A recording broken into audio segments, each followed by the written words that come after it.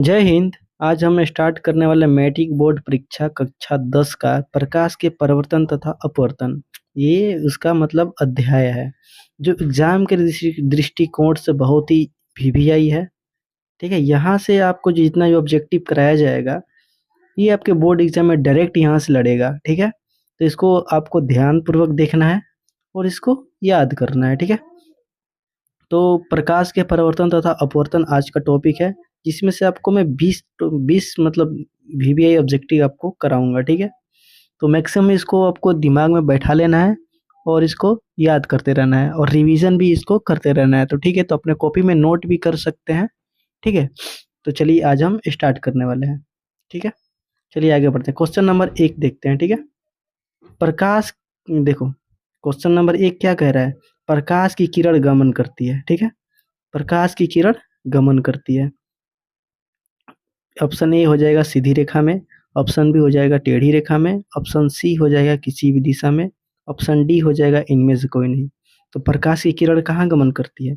तो प्रकाश की किरण जो ये आसमान हो गया, तो प्रकाश की किरण यहाँ से सीधी रेखा में गमन करती है। ठीक है, तो ऑप्शन ए हो जाएगा इसका करेक्ट आंसर। प्रकाश का वेग न्यूनतम होता है, प्रकाश का वेग न्यूनतम किस में होता है? ए हो जाएगा निर्वात में, बी हो जाएगा जल में, सी हो जाएगा वायु में, डी हो जाएगा कांच में। तो प्रकाश का वेग न्यूनतम किस में होता है? ऑप्शन डी हो जाएगा कांच में। ठीक है, इसको याद करना है, बोर्ड एग्जाम में डायरेक्ट यहाँ से लड़ेगा भाई, मैं सच्ची सच्ची बता रहा हूँ। मोटर गाड़ी के चालक के सामने लगा रहता है। मोटर गाड़ी जो है आपका, ये देखिए ऐसे में, जो मैं थोड़ा चित्र बना रहा हूँ गलत भी हो सकता है। ठीक है, तो ऐसे जो होता है ना, अरे भाई ऐसे जो हो गया, समझ लिए चक्का हो गया ये। ठीक है, यहाँ पे आदमी बैठेगा तो यहाँ पे जो लगा होता है ना, इसमें कौन सा मोटर गाड़ी के चालक के सामने कौन सा दर्पण लगा होता है, ये आप लोग बताइए। ए हो जाएगा समतल दर्पण, बी हो जाएगा उत्तल दर्पण, सी हो जाएगा अवतल दर्पण, डी हो जाएगा उत्तल लेंस। इसमें क्या हो जाएगा आंसर? 3 का बी हो जाएगा उत्तल दर्पण। तो मोटर गाड़ी के चालक के सामने क्या लगा रहता है यहाँ पे? अरे उत्तल दर्पण उसको कहते हैं जो सामने वाले प्रतिबिंब को उसमें छोटा दिखाई दे। ठीक है, छोटा दिखाई देगा उसको कौन सा दर्पण कहते हैं? उत्तल दर्पण। ठीक है, वस्तु को छोटा दिखाई देगा उसको उत्तल दर्पण कहते हैं।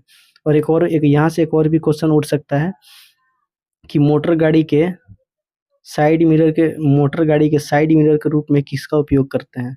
तो किसका उपयोग करते हैं? उत्तल दर्पण का उपयोग करते हैं। ठीक है, यहाँ से 2 क्वेश्चन हो गया। ठीक है, अब देखिए इसका क्या हो जाएगा। मोटर कार के हेडलाइट में किसका प्रयोग किया जाता है? मोटर कार के हेडलाइट में किसका प्रयोग किया जाता है? ये आपका मोटर कार हो गया। ठीक है, गलती बन सकता है। ठीक है, मोटर कार के जो यहाँ पे जो लाइट हो गया ना, लाइट के रूप में जिसे हम देखते हैं, उसका किसका प्रयोग होता है? ए हो जाएगा समतल, बी हो जाएगा उत्तल दर्पण, सी हो जाएगा अवतल दर्पण, डी हो जाएगा उत्तल लेंस। तो लाइट के रूप में किसका उपयोग किया जाता है मोटर कार में? इसका हो जाएगा चौथा का सी हो जाएगा अवतल दर्पण। ठीक है, अब देखिए और बड़ा कर दूं क्या इसको? इतना पे काफी है।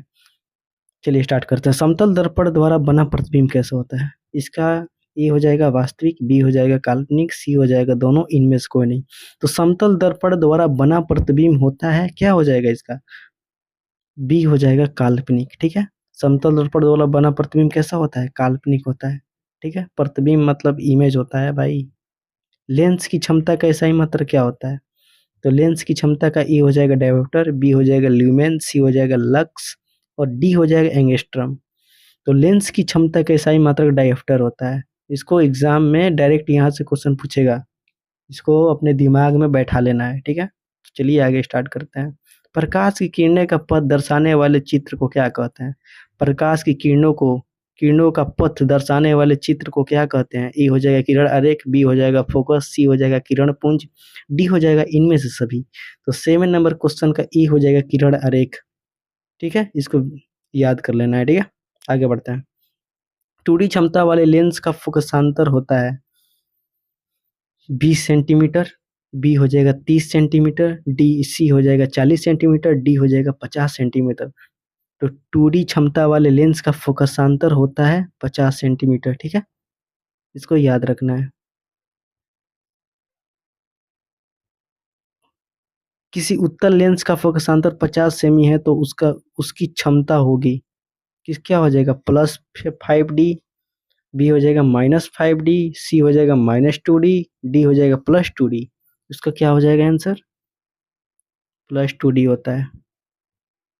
उत्तल लेंस का पूछेगा फोकसांतर 50 सेमी है तो उसका क्या हो जाएगा? क्षमता उसका +2D हो जाता है। ठीक है। प्रकाश की किरणों के समूह को क्या कहते हैं? अब ये भाई इंपॉर्टेंट क्वेश्चन है। प्रकाश के किरणों के समूह को क्या कहते हैं? प्रकाश स्रोत, बी हो जाएगा किरण पुंज, सी हो जाएगा प्रदीप, डी हो जाएगा प्रकीर्णन। क्या हो जाएगा इसका? प्रकाश की किरणों को क्या कहते हैं? किरण पुंज कहते हैं। ठीक है। आगे बढ़ते हैं। उत्तल लेंस की क्षमता होती है प्लस उत्तल लेंस की क्षमता होती है ऋणात्मक, बी हो जाएगा धनात्मक, सी हो जाएगा ए और बी दोनों, इनमें से कोई नहीं। तो मैंने पहले ये ऑप्शन बताने से पहले मैं आपको बता दूं कि ऋणात्मक किसे कहते हैं? जिसका माइनस होता है, मतलब जिसमें माइनस का चार्ज होता है। और धनात्मक किसे कहते हैं? जिसपे प्लस का चार्ज होता है। ठीक है। तो इसका उत्तल लेंस की क्षमता क्या होती है? धनात्मक होती है, उस पर प्लस का चार्ज रहता है। ठीक है। अवतल लेंस की क्षमता क्या होती है? इसको क्या कहते हैं? ऋणात्मक कहते हैं माइनस, धनात्मक कहते हैं प्लस। तो इसको क्या हो जाएगा? अवतल लेंस की क्षमता क्या होती है? ऋणात्मक होती है। और उत्तल लेंस की क्या होगा? धनात्मक होगा। उत्तल लेंस को क्या कहते हैं? ठीक है। अभिसारी लेंस, बी द्वि उत्तल लेंस, सी अपसारी लेंस, इनमें से कोई नहीं। तो उत्तल लेंस को हमेशा क्या कहते हैं? अभिसारी लेंस कहते हैं। अवतल लेंस को कहते हैं अभिसारी लेंस, बी द्वि अवतल लेंस, सी अपसारी लेंस, इनमें से कोई नहीं। ठीक है। सॉरी। देखो, अवतल दर्पण को क्या कहते हैं? अभिसारी लेंस। और अपसारी लेंस और अभिसारी लेंस किसे कहते हैं? उत्तल दर्पण को कहते हैं। ठीक है। ये दोनों क्वेश्चन आपको याद करना है। इनमें से कौन सा पदार्थ लेंस बनाने के लिए प्रयुक्त नहीं किया जा सकता है? ए हो जाएगा कांच, बी हो जाएगा ए हो जाएगा जल, बी हो जाएगा कांच, सी हो जाएगा प्लास्टिक और डी हो जाएगा मिट्टी। तो इसका क्या हो जाएगा? इसका D number answer correct answer है, मिट्टी।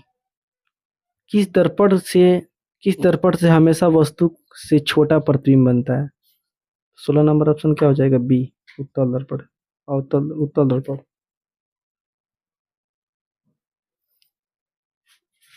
17 नंबर, किस दर्पण से वस्तु का बड़ा प्रतिबिंब बनता है? ए समतल दर्पण, बी अवतल, सी उत्तल, डी कोई नहीं। ठीक है। इसका क्या हो जाएगा? बी अवतल दर्पण। प्रकाश के परावर्तन के कितने नियम है? प्रकाश के परावर्तन के कितने नियम है? 1 2 3 4। तो इसका ऑप्शन हो जाएगा बी 4, बी 2। थोड़ा जल्दी जल्दी में थोड़ा ऐसा हो जा रहा है। जब प्रकाश की किरण हवा से कांच में प्रवेश करती है तो मुड़ जाती है।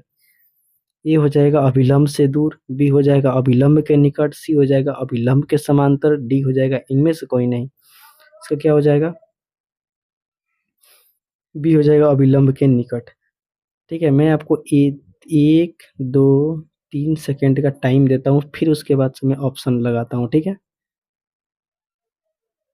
फोटोग्राफी का अभिदृश्यक होता है।